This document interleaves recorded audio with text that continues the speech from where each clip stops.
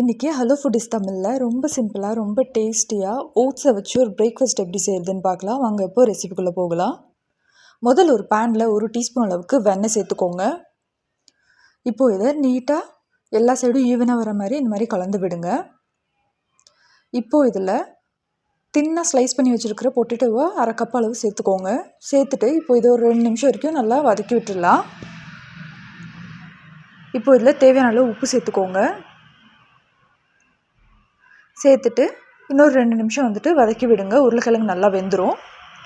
உருளைக்கிழங்கு நல்லா வெந்ததுக்கப்புறமா ஈவனாக ஸ்ப்ரெட் பண்ணிவிட்டு இப்போது இதில் 2 டீஸ்பூன் அளவுக்கு ஓட்ஸ், 1/2 டீஸ்பூன் அளவுக்கு மிளகு, 1/4 டீஸ்பூன் அளவுக்கு மஞ்சத்தூள், இப்போ தேவையான அளவு உப்பு, 4 முட்டை சேர்த்துட்டு நல்லா பீட் பண்ணிட்டு வந்துடுங்க.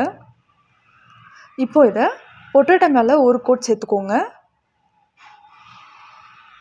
இந்த மாதிரி ஒரு லேயர் சேர்த்ததுக்கப்புறமா ஆனியன் ஸ்லைஸஸ் சேர்த்துக்கலாம். இப்போ அதோட சில்லி ஃப்ளேக்ஸ், அதே மாதிரி ஒரிகானோ, மேலே செகண்ட் லேயர் சேர்த்துக்கலாம். சேர்த்துட்டு மறுபடியும் சில்லி ஃப்ளேக்ஸ், ஒரிகானோ, அப்புறம் ஆனியன் ரிங்ஸ் சேர்த்துக்கோங்க.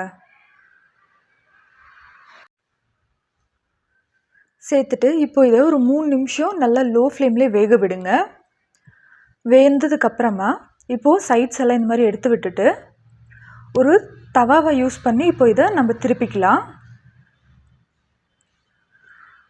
பொறுமையாக திருப்புங்க, இல்லைன்னா உடஞ்சிரும்.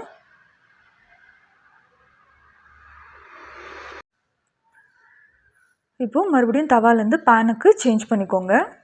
இப்போது இன்னொரு சைடும் ஒரு 2 நிமிஷம் வரைக்கும் வேக விடுங்க போதும். இப்போ திருப்பி பாருங்கள். இப்போ பாருங்கள், 2 சைடுமே நல்லா சூப்பராக வெந்திருக்கு. இவ்வளோ தாங்க, ரொம்ப சிம்பிளாக ரொம்ப டேஸ்டியாக வீட்லேயே ஒரு ஓட்ஸை வச்சு பிரேக்ஃபாஸ்ட் ரெடி. இதை ட்ரை பண்ணி பார்த்துட்டு எப்படி இருந்ததுன்னு சொல்லுங்கள். மறக்காமல் நம்ம சேனலை சப்ஸ்கிரைப் பண்ணிவிடுங்க.